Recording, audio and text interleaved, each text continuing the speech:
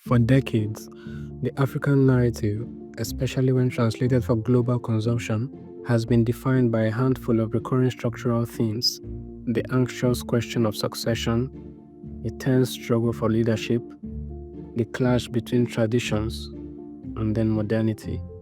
Even the most successful global African story, Marvel's Black Panther, fundamentally follows this structure. It's a brilliant theme, but the core drama, who is fit to rule Wakanda after the king's sudden death, is a leadership crisis rooted in lineage and challenge. The reliance on ancestral, often chaotic power struggle has become the default lens through which global audiences process the African continent.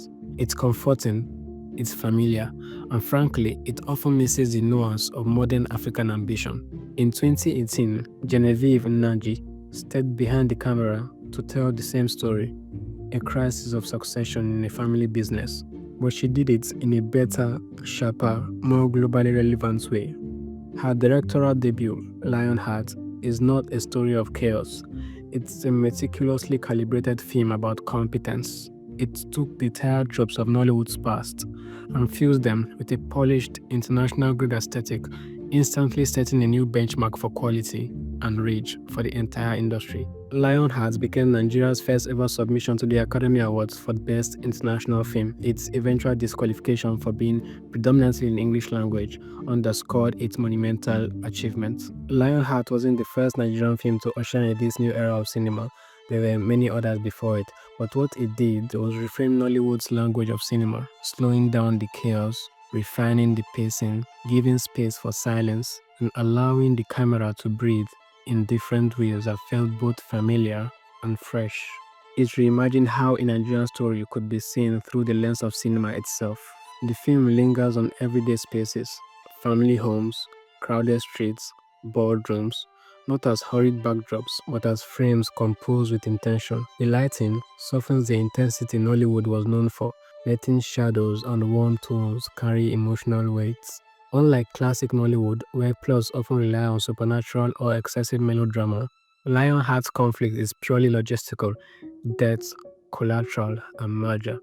This shift is important. Where many earlier films leaned on witches, curses, and exaggerated betrayals to externalize tension, Lionheart grounds its drama in tangible machinery of business. Those earlier films thrived on the spectacular: witches flying through the market, pastors casting out demons, families torn apart by sudden supernatural revelations. These stories were larger than life, and the drama was externalized through heightened emotions. Lionheart inverts this model. Its stakes are grounded in the everyday, not the ethereal, and the survival of both the company and legacy hinges on pragmatic negotiations, finding collateral, securing loans, and agreeing to mergers. These are not fantastical problems, they are problems that every business owner in Nigeria or anywhere else in the world face. The effect is twofold. First, it reflects a growing generational shift in Nigerian storytelling. A younger generation raised in a rapidly globalizing Nigeria is deeply familiar with the anxieties of economic precarity, family obligation, and the tension between tradition and modernity. They are less drawn to the stories of witches and ancestral curses, and they are more attuned to the struggles of entrepreneurship, globalization, and modernity. These young audiences are no longer looking for escapism. They are now looking for things that mirror the challenges that they face in everyday life. By centering its mechanics on finance, Lionheart speaks directly to those lived realities. Second, the choice to ground the conflict in logistics universalizes the story. The tension in Lionheart could play out in Tokyo, Mumbai, Lagos, or New York. A family-run company under pressure, heirs struggling between loyalty and innovation, generational friction crystallized in the balance sheets. A story about inheritance battles framed as debt restructuring or corporate takeover resonates far beyond Nigeria's borders, because these are the same struggles corporations and families face everywhere from Lagos to London. In this sense, the film sidesteps the exoticisms with which international audiences often view African cinema. Instead of being about Africa, it becomes about family, ambition, and survival, concepts that anyone can relate to. What's remarkable is that the absence of melodrama doesn't flatten the tension. Instead, it redefines it. Silence, hesitation, and corporate jargon replace screaming matches or supernatural avengers. I got your throat. Lie down, lie down, lie down, lie down, lie down there. A shareholder's threat carries the same dramatic weight as a curse in older Nollywood films, but the delivery is subtler, more cinematic. 3 billion naira buyout. By centering its conflict on logistics rather than spectacle, Lionheart not only modernizes Nollywood narrative strategies but also proves that Nigerian cinema can explore complexity without relying on the exaggerated emotional registers that once defined it. Enter mine, she came with me. You sell or something? Have you gone mad? Is something wrong with you?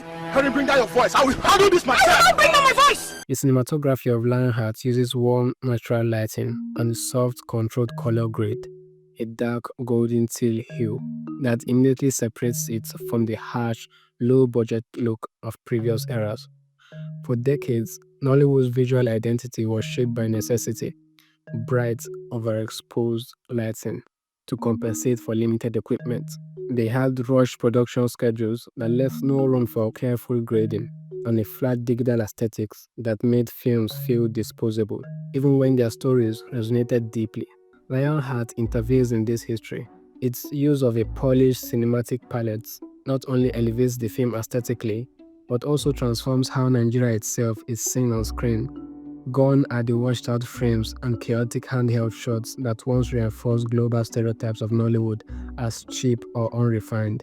Instead, the controlled hills bring depth and richness to everyday scenes. A Lagos street at dusk is no longer framed as congested and overwhelming, but as alive with golden warmth. The interiors of family homes glow with intimacy, while teal undertones of corporate boardrooms convey formality and pressure. This visual refinement has symbolic weight. It reframes Nigeria not as a chaotic, underdeveloped backdrop, but as a vibrant contemporary nation whose beauty lies in both tradition and modernity. The color grid balances warmth and sophistication. Golden hues honor the richness of culture and family ties, while teal shades gesture towards global professionalism and modern corporate life. Together, they create a duality that mirrors the film's narrative, tension between heritage and progress. The central conflict in Lionheart isn't good versus evil, it's competence versus convention. This marks yet another departure from the binary that dominated classical Nollywood narratives. Stories where villains and heroes were sharply drawn, often in the extremes. Instead, this film grounds its drama in the quieter but no less patent clash between ability and tradition. Adeze, a director of logistics, knows the business down to its very bones. She has the respect of drivers, understands the company's operational heartbeat, and demonstrates the discipline required to navigate crisis. Yet, when her father falls ill, she is not entrusted with leadership. Instead, he appoints his brother, Uncle Godswill, to manage the company. This decision is not framed as malicious or corrupt. It is rooted in a conventional belief that the family's legacy must be safeguarded by a man. This dynamic sets up a conflict that is less about moral plurality and more about systemic bias. Adeze is not fighting an external antagonist in the traditional sense. She is fighting the weight of cultural expectation. The stakes are therefore layered. She must prove her competence not only to her family and the boardroom, but to a society conditioned to dismiss her authority on the basis of gender. Cinematically, this tension is reinforced through framing. Adeze is often shot in spaces where she appears central yet surrounded, caught between the closeness of family and the coldness of corporate structures. Uncle Godsway, by contrast, is presented with ease, moving through the same spaces with the unearned confidence of someone who has tradition on his side. The contrast is not villainous but structural. God's way represents a system that favors convention over competence. This subtle shift in conflict matters. By avoiding a clear-cut villain, Lionheart aligns itself with a more global and dramatic tradition, where tension arises not from external evil, but from the friction between individuals and entrenched systems. Adeze's struggle is not to defeat an enemy, but to dismantle assumptions. In this sense, the film's conflict is both deeply personal and profoundly cultural. Later on, the film moves beyond family drama and becomes a potent work of political commentary. Lionheart Transport is not just any company, it is an Igbo family business rooted in eastern Nigeria. Their salvation, however, does not come from within. It arrives through a strategic alliance with Meikano Motors, a northern enterprise. In narrative terms, the solution to the family's crisis is simple: a merger. Really? Yes. But in symbolic terms, it is profound. The survival of an Igbo legacy depends on collaboration across ethnic and religious lines. This alliance reframes the story as more than a tale of inheritance and gender bias. It becomes a parable about Nigeria itself, where politics has often failed to unite various groups.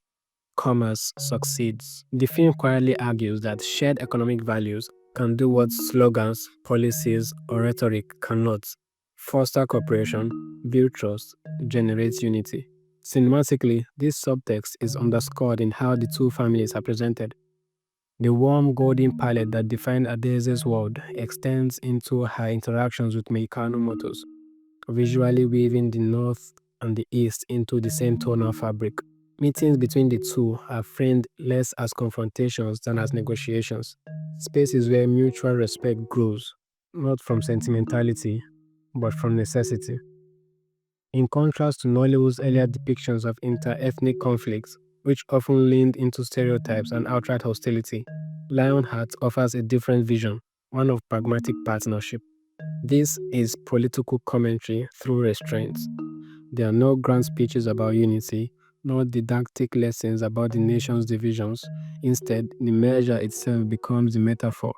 Nigeria's progress, the film suggests, depends on its ability to ascend all fractures through shared values and mutual belief. What might seem like a quiet subplot is, in fact, one of the film's most radical statements. Classic Nollywood often relied on theatrical, over-the-top melodrama and booming soundtracks to hammer home emotional points. Waited now, since he is back. Characters shouted when they could have whispered. I don't have patience for that kind of nonsense. Scene escalated very rapidly, and music swelled at every turn to cue the audience feelings. This style, while effective in its context, was born of the home video era, designed to capture attention in crowded markets and sustain drama without the polish of subtle craft. Lionheart charts a different path. Its editing is calm and smooth, allowing moments to breathe rather than rushing from one beat to the next. Scenes linger long enough for silence to gain meaning, instead of jumpy cuts and rapid transitions. The film adopts a rhythm that mirrors conversations, reflections, and slow unfolding of family dynamics. This pacing gives weight to ordinary gestures: a pause before answering, a glance exchanged across a table, a sigh that lingers longer than words. The performances align with this restraint. Genevieve herself embodies quiet strength, carrying emotional resonance through micro-expressions rather than melodrama. Characters rarely raise their voices; instead, tensions build in their restraints. Uncle Godswill's easy humor, for instance, contrasts Adede's composed seriousness, but both operate within a register of subtlety that was once rare in Nollywood. Sound design amplifies this sensibility. While older films leaned on booming soundtrack to manufacture intensity, Lionheart opts for soft instrumental scoring, minimal, melodic, and often understated. Silence itself becomes part of the soundscape, allowing space for the audience to absorb the weight of what isn't being said. This sparseness reinforces the film's confidence in its own storytelling. It does not need to shout to be heard. The commitment to restraint is Lionheart's most radical cinematic contribution. By rejecting the theatrics of its predecessors, it shows that Nollywood can command attention through subtlety, silence, and pacing. In doing so, it redefines what Nigerian cinema can feel like: not hurried or chaotic, but measured, deliberate, and profoundly cinematic.